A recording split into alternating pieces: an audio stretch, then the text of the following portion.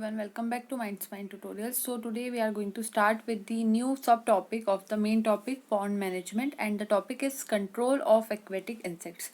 किस तरह से एक्वेटिक इंसेक्ट्स को कंट्रोल करना ज़रूरी होता है अगर हमें पॉन्ड का मैनेजमेंट करना है, मैनेजमेंट ऑफ स्टॉकिंग पॉन्ड्स करना है। तो जो नंबर रहता है प्रीडेटरी इंसेक्ट्स का वो अलग अलग तरह से वेराई कर सकता है हर पॉन्ड के अंदर। तो जो जनरली इंसेक्ट्स होते हैं जो कि प्रीडेटरी होते हैं, यानी कि जो फ्राई और फिंगर लिंक्स होते हैं उनको खा जाते हैं, ऐसे इंसेक्ट्स के नाम हो सकते हैं back swimmers, giant water bug, Belostoma जिसे कहा जाता है, वाटर स्कॉर्पियन, नेपा जिसे कहा जाता है, बीटल्स। ये सभी जो रहते हैं वो नर्सरी के अंदर एंटर कर जाते हैं स्पेशली ड्यूरिंग मानसून। और फिर ये जो कहना चाहिए स्पॉन है, फ्राई है, जो मछलियों के छोटे बच्चे होते हैं उनके ऊपर फीड करते हैं। तो ये वाले ऑर्गेनिजम्स हो सकते हैं। All these species of insects and nymphs of dragonfly are highly predatory, eating fry and causing heavy mortality. अब ये जो सारी species होती है insects की, जैसे कि nymphs of dragonfly हो गए, ये सभी बहुत ज़्यादा predatory होते हैं नेचर में, यानी कि हाईली कहना चाहिए किसी शिकार को खाने की कोशिश करेंगे, फ्राई को खाने की कोशिश करेंगे और इनकी हैवी मोर्टिलिटी पैदा कर देते हैं। किसकी हैवी मोर्टिलिटी पैदा कर देते हैं? फ्राई की हैवी मोर्टिलिटी पैदा कर देते हैं। दूसरा पॉइंट है यहाँ पर कि जो इंसेक्ट्स होते हैं अगर आपको उन्हें कंट्रोल करना है तो उसको फ्रीक्वेंट नेटिंग के थ्रू कंट्रोल किया जा सकता है। यानी कि फॉर एग्जांपल ये पॉन्ड का सरफेस है तो इसके ऊपर नेट को इस तरह से बिछाया जाता है जिसके अंदर ये जो स्मॉल इंसेक्ट्स रहते हैं वो आकर फंस जाते हैं और उन्हें कहना चाहिए बचा लिया जाता है अंदर जाने से, जिससे कि वो बाकी के जो फ्राई और फिंगरलिंग्स है उन्हें खा जाए। तो ये वाली चीज़ होती है। तो स्मॉल मेश्ड नेट्स का यूज़ हो रहा है और इंसेक्ट्स जो होते हैं वो ईजीली इस नेट से एस्केप तो नहीं कर पाते, कभी कभी फंस जाते हैं। कभी कभी कुछ इंसेक्ट अगर बाहर आ भी जाते हैं तो फ्लाई बैक कर जाते हैं ना, वापस चले जाते हैं, अंदर नहीं जा पाते पानी के अंदर। So they can be eliminated by using insecticide. तो दूसरा एक और हमारे पास है कि आप इंसेक्टिसाइड का यूज़ करेंगे तो भी ये जो इंसेक्ट्स है इनकी वहाँ पर डेथ हो सकती है। दूसरी बात जो केमिकल्स का यहाँ यूज़ करना होता है वो बट दीज केमिकल्स किल जू plankton and fish spawn and fry also. लेकिन प्रॉब्लम यहाँ पर ये आ रही है कि जो इंसेक्टिसाइड आप यूज़ करेंगे वो इंसेक्ट्स को तो मारेगा, साथ में जो फ्राई और फिंगरलिंग्स से फिश के जो ऑफस्प्रिंग्स है उन्हें भी मार देगा। और जो जू प्लैंक्टन है जिस पर जो फिशेस होती हैं जिस पे वो फीड करती है उन्हें जू प्लैंक्टन कह सकते हैं। तो जू प्लैंक्टन्स भी इस प्रॉब्लम की वजह से, इंसेक्टिसाइड की वजह से मर जाते हैं। तो ये जो यूज़ होता है इंसेक्टिसाइड का वो प्रैक्टिकेबल नहीं है, मतलब अच्छी चीज़ नहीं मानी जाती। तो एप्लीकेशन जो होता है किस चीज़ का यूज़ किया जाता है, एक सोप और ऑयल का मिक्सचर बनाया जाता है। ये सबसे ज़्यादा इफेक्टिव मेथड मानी जाती है जिससे कि आप एक्वेटिक इंसेक्ट्स को कंट्रोल कर सकते हैं। सोप को जब हम पानी के अंदर डिसॉल्व करते हैं, यानी हमने एक मिक्सचर बनाया है सोप प्लस वाटर का, अब जब आप इसको डिसॉल्व करेंगे, मिक्स करेंगे, तो कौन से ऑयल के साथ करेंगे? मस्टर्ड या फिर कोकोनट ऑयल के साथ। और ये जो मिक्सचर रहेगा उसको स्प्रे कर दिया जाता है सरफेस ऑफ वाटर के ऊपर। और किस दिन किया जाता है? विंडलेस डे के दिन, जिस दिन हवाएं तेज ना चल रही हो उस दिन आपको ये वाला कहना चाहिए काम करना चाहिए, प्रोसीजर करना चाहिए।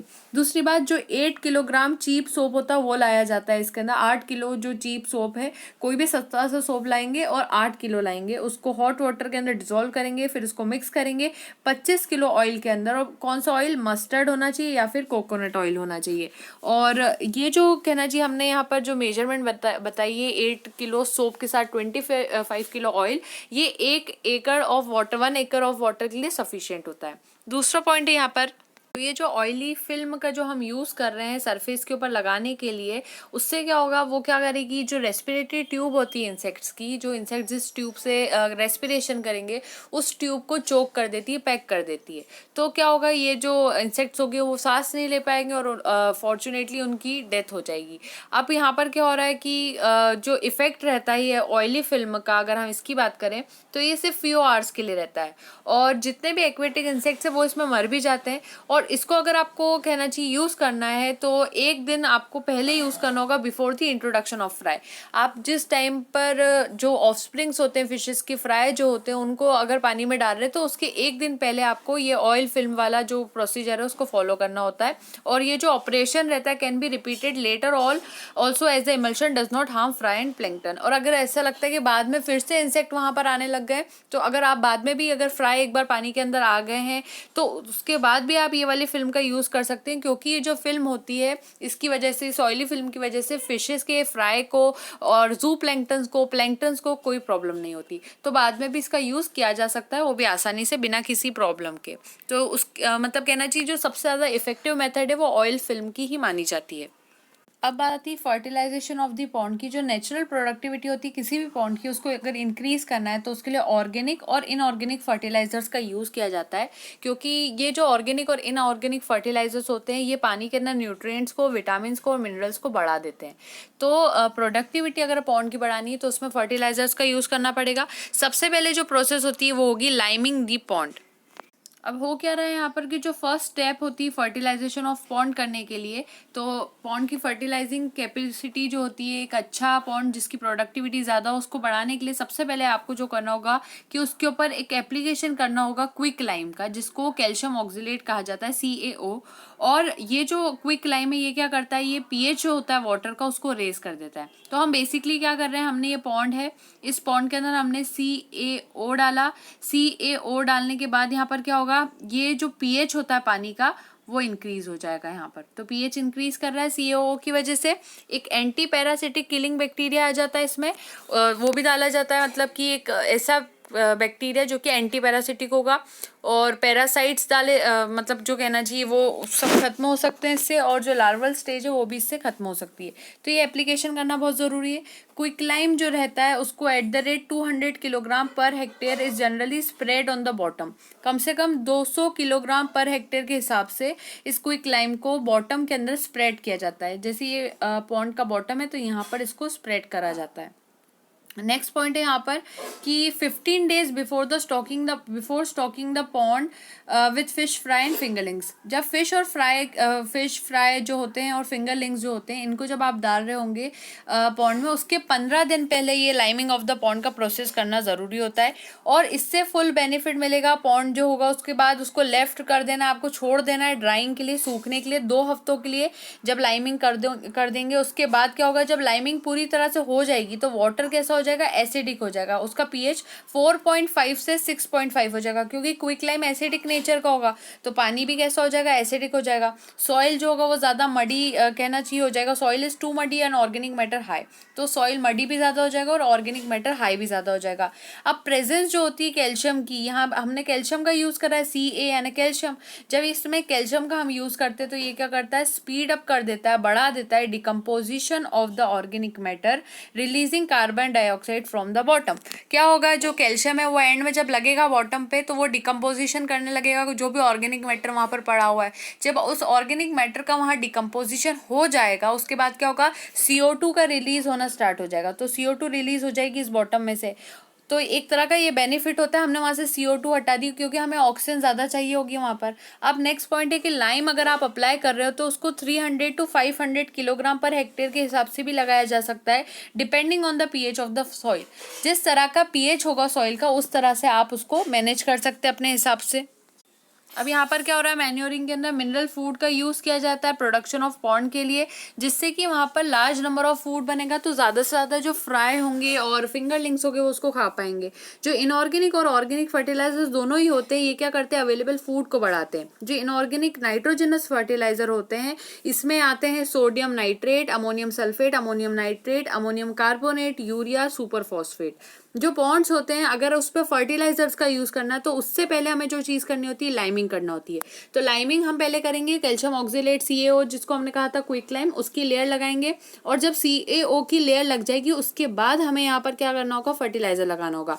लेकिन ये जो फर्टिलाइजर लगाने का काम होता है ये बहुत ही ज़्यादा कॉस्टली होता है। और एक प्रॉब्लम यहाँ पर और होती है, जैसे हम फर्टिलाइजर्स का यूज़ करते हैं वहाँ पर फाइटोप्लैंक्टन ब्लूम आ जाता है। फाइटोप्लैंक्टन ब्लूम यानी कि एक्सेस ग्रोथ हो जाती है फाइटोप्लैंक्टन्स की।